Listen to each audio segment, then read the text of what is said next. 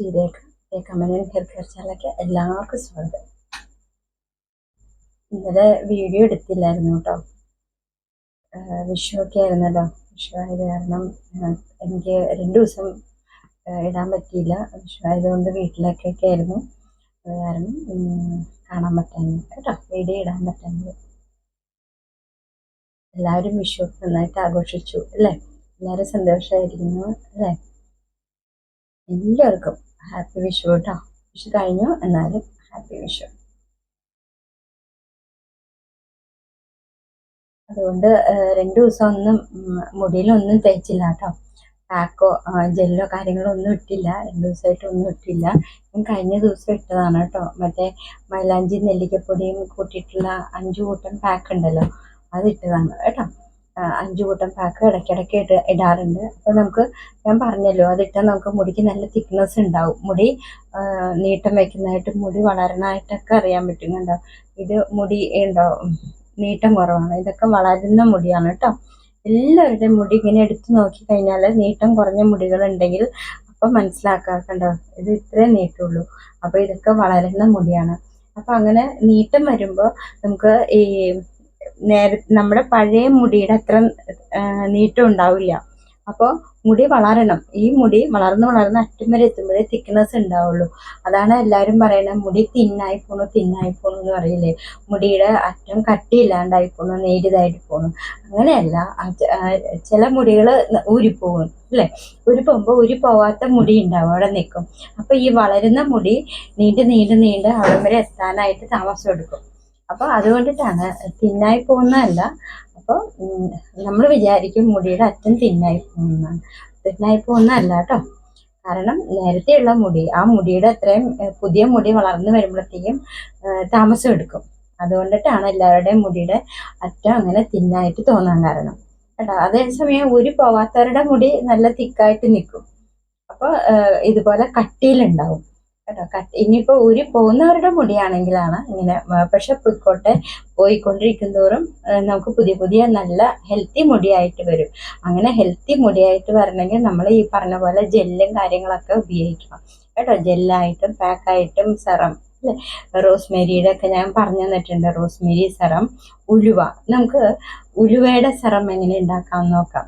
ഉലുവ വെള്ളത്തിലിട്ട് തലേ ദിവസം കുതിർത്തി വെക്കുമല്ലോ, ആ ഉലുവയുടെ വെള്ളം നമ്മൾ തലയറ്റിൽ തേച്ച് പിടിപ്പിച്ചാൽ മതി കേട്ടോ.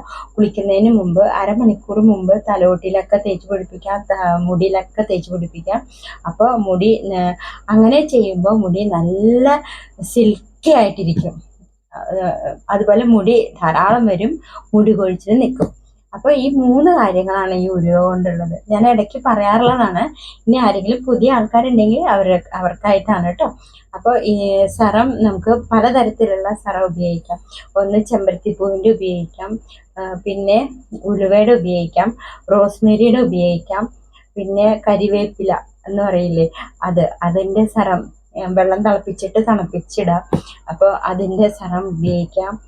പിന്നെ ഇതുപോലെ ചെമ്പരത്തിയുടെ ഇലയും നമുക്ക് ഉപയോഗിക്കാം കേട്ടോ. പൂവും ചെമ്പരത്തിയുടെ ഇലയും ഒരേപോലെ നമുക്ക് ഉപയോഗിക്കാവുന്നതാണ്. അത് ഉപയോഗിച്ച് വരുമ്പോഴത്തേക്കും നമുക്ക് മുടി ഇതുപോലെ നന്നായിട്ട് ഉള്ളോടുകൂടി മുടി വളരും കേട്ടോ. അങ്ങനെ ചിലർ പറഞ്ഞു, ഇപ്പം അവരുടെ മുടിക്കൊക്കെ ഉള്ളു വന്നു എന്ന് പറഞ്ഞു, റിയോ ആണെന്ന് തോന്നണം. അപ്പോൾ അതൊക്കെ കേട്ടപ്പോൾ ഭയങ്കര സന്തോഷമുണ്ട് കേട്ടോ. അപ്പം നിങ്ങൾ ഒരിക്കലും ഇത് മടി കാണിക്കരുത് കേട്ടോ. നമ്മളുടെ പാക്കും കാര്യങ്ങളൊക്കെ ആയിട്ട് ഇടയ്ക്കിടയ്ക്ക് എന്തെങ്കിലുമൊക്കെ യൂസ് ചെയ്തുകൊണ്ടിരിക്കുക. ഒന്നില്ലെങ്കിൽ കറ്റാർവാഴ ഉപയോഗിക്കാം. അപ്പോൾ ഇങ്ങനെ ജെല്ലുകളാണെങ്കിലോ, കറ്റാർവാഴ ജെല്ലുണ്ട്, ഹൈബിസ്കസിൻ്റെ ജെല്ലുണ്ട്, ഫ്ലാക്സീഡ് ജെല്ലുണ്ട്. അത് ഞാൻ ഒന്നുകൂടി ഇട്ട് തരാം കേട്ടോ. അപ്പോൾ ഫ്ലാക്സീഡ് ജെല്ല് എങ്ങനെയാണ് ഉണ്ടാക്കണമെന്ന് നിങ്ങൾക്ക് അറിയാതിരിക്കാം, എന്നാലും ഫ്ലാക്സീഡ് ജെല്ല് നല്ല ഗുണമുള്ളതാണ് കേട്ടോ. അപ്പം ഈ പറയുന്ന എല്ലാം നമുക്ക് നല്ല ഗുണമുള്ളതാണ്. അപ്പോൾ അതുപോലെ ചെയ്യുക. കണ്ടോ, മുടിക്ക് ബ്ലാക്കും ഉണ്ട്, അതുപോലെ തന്നെ തിക്നെസ് ഒക്കെ ആയിട്ട് വരും, സിൽക്കി ആയിട്ടൊക്കെ വരും. ഇത് കണ്ടാൽ ഷാമ്പു ഇട്ട പോലെ വരും, പക്ഷെ ഞാൻ സോപ്പോ ഷാമ്പോ ഒന്നും തൊടിക്കാറില്ല കേട്ടോ. അതുപോലെ നിങ്ങൾക്ക് ആഴ്ചയിൽ പ്രോട്ടീൻ കിട്ടാൻ വേണ്ടിയിട്ട് ചെറുപയർ പൊടി മുളപ്പിച്ചിട്ട് അതിൻ്റെ പേസ്റ്റ് എടുത്തിട്ട് തേക്കാൻ പറഞ്ഞിട്ടുണ്ട്.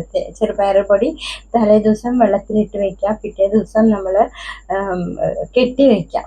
ഒന്നില്ലെങ്കിൽ കാലത്ത് വെള്ളത്തിലിട്ട് വെക്കാം, വൈകുന്നേരം ആകുമ്പോഴത്തേക്കും ഒന്ന് കുതിർന്നിരിക്കും. അപ്പോൾ വൈകുന്നേരം കിടക്കാൻ നേരം ഒരു കോട്ടൺ തുണിയിലോ അല്ലെങ്കിൽ വെറുതെ അരിപ്പിലോ അരിപ്പയുണ്ടല്ലോ അതിൽ വെള്ളം കളഞ്ഞ് വെച്ച് കഴിഞ്ഞാൽ മുളച്ച് വരും. അല്ലെങ്കിൽ ഒരു തുണിയിൽ കെട്ടി വെച്ചാലും മതി. പിറ്റേ ദിവസത്തേക്ക് കുഞ്ഞു കുഞ്ഞു മുള വരും. അപ്പോൾ ആ മുളയോടുകൂടി ആ ചെറുപയർ അരച്ച് നല്ല പേസ്റ്റാക്കി എടുക്കുക. എന്നിട്ട് തലമുടിയിലൊക്കെ തേച്ച് പിടിപ്പിക്കുക. ഒരു അരമണിക്കൂർ കഴിഞ്ഞ് വാഷ് ചെയ്ത് കളയാം വെറും വെള്ളത്തിൽ. അപ്പോൾ നല്ല പ്രോട്ടീനാണ്. പൊളിക്കൽസിനുള്ള ഹെയർ ഗ്രോത്ത് നല്ല അടിപൊളിയായിട്ട് വരും, തിക്കായിട്ടൊക്കെ വരും. അപ്പോൾ ഇതിനൊക്കെ ഏറ്റവും ഉത്തമമാണ് ഇതുപോലെ മുളപ്പിച്ച ചെറുപയർ. ഞാൻ ഇതിനു മുമ്പുള്ള വീഡിയോയിൽ ഇട്ടിട്ടുണ്ട് ചെറുപയർ പൊടി കേട്ടോ. അപ്പോൾ ഇങ്ങനെ നിരന്തരം ഓരോന്ന് ഉപയോഗിച്ച് വരുമ്പോഴത്തേക്കും നമുക്ക് റിസൾട്ട് കിട്ടിക്കൊണ്ടിരിക്കും കേട്ടോ. പിന്നെ വെള്ളം ധാരാളം കുടിക്കുക. അതുപോലെ മുടി എപ്പോഴും മുടിയുടെ ഉരുപ്പൊക്കെ നിൽക്കാൻ വേണ്ടിയിട്ട് നമ്മൾ എന്താ ചെയ്യുക, മുടി വിടുത്തിയിട്ട് പിന്നിയിട്ടിട്ട് കെട്ടിവെക്കുക. അപ്പോൾ ശരിക്കും ഒരാഴ്ച കൊണ്ട് നമുക്ക് മുടിയുടെ ടെക്സ്ചർ തന്നെ മാറി കിട്ടും കേട്ടോ. അതുപോലെ ഫോള് മാറിക്കിട്ടും, ഹെയർ ഫോള് മാറിക്കിട്ടും. അതുപോലെ മുടിക്ക് നല്ല തിക്നെസ് ഉണ്ടാകും. നിങ്ങൾക്ക് പിന്നെ കുഞ്ഞു മുടി വളരാനായിട്ട് നിങ്ങൾക്ക് കാണാൻ പറ്റും. നിങ്ങളിങ്ങനെ പിടിച്ചു നോക്കിക്കഴിഞ്ഞാൽ നീട്ടം കുറഞ്ഞ മുടികൾ കാണാം കേട്ടോ. ആ മുടികളൊക്കെയാണ് നമുക്ക് പോയിട്ട് പുതിയതായിട്ട് വന്ന മുടികൾ കേട്ടോ. അപ്പോൾ എല്ലാവരും ശ്രദ്ധിക്കുക. ഇത് വീണ്ടും പറയണത് എന്താണെന്ന് വെച്ചാൽ ഇത് നിങ്ങൾക്കൊരു മോട്ടിവേഷനാണ്. ചിലപ്പോൾ ചിലവർ ഇന്ന് കേൾക്കും, നാളെ അത് മറന്നു പോകും. എന്നാൽ നാളെ ചെയ്യാമെന്ന് വിചാരിക്കും, പിന്നെ അടുത്ത ദിവസം ചെയ്യാമെന്ന് വിചാരിക്കും. അങ്ങനെ നമ്മൾ ഇപ്പം ചെയ്യേണ്ട കാര്യം ഇപ്പം തന്നെ ചെയ്യാം, പിന്നത്തേക്ക് വെക്കേണ്ട ആവശ്യമില്ല കേട്ടോ. അപ്പോൾ നമ്മൾ മടിച്ച് നമുക്ക് പിന്നെ അത് ചെയ്യാനായിട്ട് തോന്നില്ല. അപ്പോൾ നിങ്ങൾക്ക് ചെയ്യേണ്ട കാര്യങ്ങൾ, മുടിയുടെ കാര്യം പ്രത്യേകിച്ച് നിങ്ങൾ വെടുത്തേണ്ടത് ഇന്നെന്നുള്ളത് നാളെ ആയാൽ അതിൻ്റെ ജട കൂടും കേട്ടോ, കട്ട പണിഞ്ഞ് കൂടും. അപ്പം ഇന്നിപ്പോൾ നിങ്ങൾക്ക് ഒരു മണിക്കൂർ വേണം മുടി കൊഴിച്ചിൽ, ഡെയിലി 1 മണിക്കൂർ വേണമെങ്കിൽ നിങ്ങൾ വിടുത്താതെ വരുമ്പോൾ ചിലപ്പോൾ 2-3 മണിക്കൂർ ഇരുന്നാലേ വിടുത്താൻ പറ്റുള്ളൂ. പൊട്ടാതെ കെയർ ചെയ്ത് വേണം മുടി വിടുത്താനായിട്ട് കേട്ടോ. അപ്പോൾ ഈ കാര്യങ്ങളൊക്കെ വളരെയധികം ശ്രദ്ധിക്കുക. പിന്നെ വിഷു ആശംസകൾ നേർന്ന എല്ലാവർക്കും വളരെയധികം നന്ദിയുണ്ട് കേട്ടോ. നിങ്ങളുടെ സപ്പോർട്ടിനും വളരെയധികം നന്ദിയുണ്ട്. അപ്പം വിഷു ആയതുകൊണ്ടിട്ട് ഇടാൻ പറ്റാത്തതിൽ വിഷമമുണ്ട് കേട്ടോ. 2 ദിവസം വീഡിയോ മുടങ്ങി, സമയം കിട്ടിയില്ല, അതൊക്കെ കൊണ്ടാണ് കേട്ടോ. അപ്പോൾ എല്ലാവരും സന്തോഷമായിട്ടിരിക്കാം. എന്തെങ്കിലും മുടിയെക്കുറിച്ചിട്ടുള്ള സംശയങ്ങളൊക്കെ ഉണ്ടെങ്കിൽ ചോദിച്ചോളൂ, പറഞ്ഞു തരാം കേട്ടോ. ഇതുപോലെ ചിലവർ പറഞ്ഞു മുടി വളരുന്നില്ല എന്നൊക്കെ പറഞ്ഞു. വളരുന്നില്ലെങ്കിൽ ഇതുപോലെ നമ്മുടെ വീഡിയോസൊക്കെ നോക്കുക, അതിൽ പറഞ്ഞ പ്രകാരം ചെയ്തോളൂ. നിങ്ങൾക്ക് ഒരാഴ്ചക്കുള്ളിൽ നിങ്ങളുടെ റിസൾട്ട് എന്തായാലും കിട്ടും. മുടി ഒന്ന് കെയർ ചെയ്താൽ മതി കേട്ടോ. മുടി വിടുത്താൽ പിന്നീട് ഈ പറഞ്ഞ പോലെ മാറി തേക്കാം. ജെല്ലുകളാണെങ്കിലും ഉണ്ട് കേട്ടോ. ജെല്ലുകൾ ഹൈബിസ്കസിൻ്റെ ജെല്ല്, ഉലുവ ജെല്ല്, ഫ്ലാക്സീഡ് ജെല്ല്, ഇങ്ങനെ ഒരുപാട് തരം ജെല്ലുകൾ പരിചയപ്പെടുത്തി തന്നിട്ടുണ്ട്. അതുപോലെ കണ്ടീഷണറായിട്ട് നമുക്ക് ഉലുവ പ്ലസ് കോക്കനട്ട് മിൽക്ക് ഉണ്ട്. ഇതൊക്കെ നിങ്ങളിങ്ങനെ കണ്ടിട്ടില്ലാത്തവർ ഒന്ന് കണ്ടു നോക്കൂ കേട്ടോ. വീഡിയോ സബ്സ്ക്രൈബ് ചെയ്യുക, ബെൽ ബട്ടൺ അമർത്തുക, ഓൾ എന്ന് പ്രസ് ചെയ്യുക. അപ്പോൾ നിങ്ങൾക്ക് എല്ലാ വീഡിയോസും നിങ്ങൾക്ക് കാണാൻ പറ്റും കേട്ടോ. ഒരു 10 മിനിറ്റ് കൂടുതൽ, 10, 12, ചിലത് 13, 15 മിനിറ്റേ ഉള്ളൂ. നിങ്ങൾക്ക് എളുപ്പമൊന്ന് കാണാവുന്നതാണ്. കണ്ടിട്ട് നിങ്ങൾക്ക് എന്തെങ്കിലും മുടിയെക്കുറിച്ച് ഡൗട്ട് ഉണ്ടെങ്കിൽ നിങ്ങൾ ചോദിച്ചോളൂ, പറഞ്ഞുതരാം കേട്ടോ. സന്തോഷമുള്ളൂ മുടിയെക്കുറിച്ചൊക്കെ ചോദിക്കുമ്പോൾ പറഞ്ഞു തരാനായിട്ട്.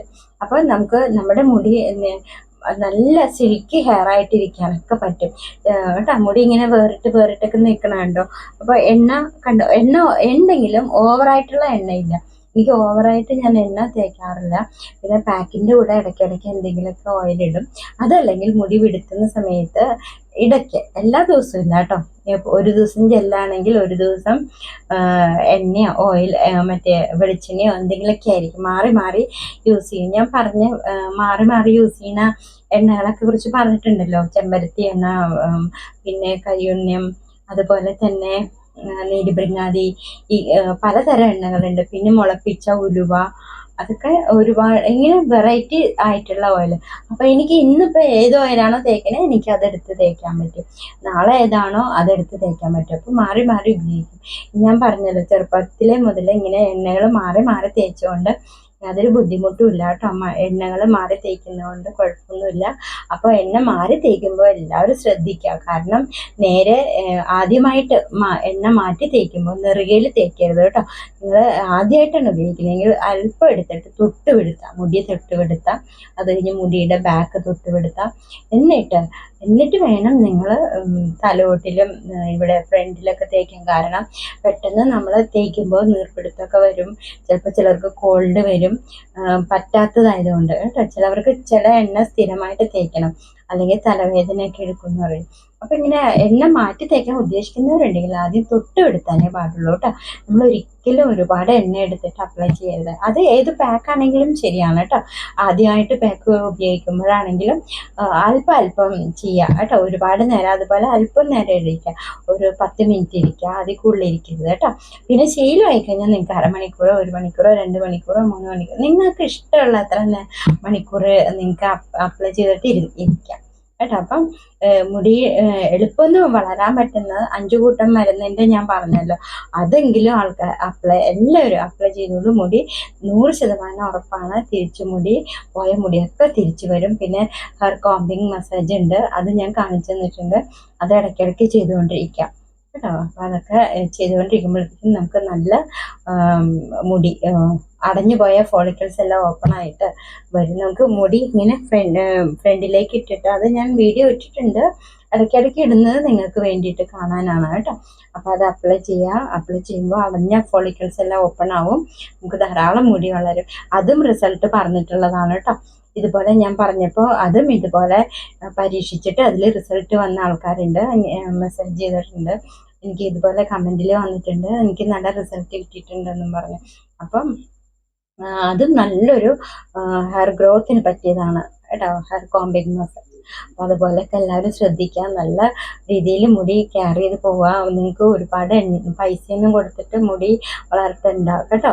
അല്ലാതെ തന്നെ നമുക്ക് ചുറ്റുപാടുള്ള സംഭവങ്ങളൊക്കെ വെച്ച് എക്കണോമിക്കലായിട്ട് നിങ്ങൾക്ക് മുടി ധാരാളം വളർത്തിയെടുക്കാം, മുടി സംരക്ഷിച്ചെടുക്കാം, മുടിയുടെ ടെക്സ്ചർ തന്നെ മാറ്റിയെടുക്കാൻ പറ്റും കേട്ടോ. അത്രയ്ക്കും ഭംഗിയായിട്ട് കൊണ്ട് നടക്കാൻ പറ്റും.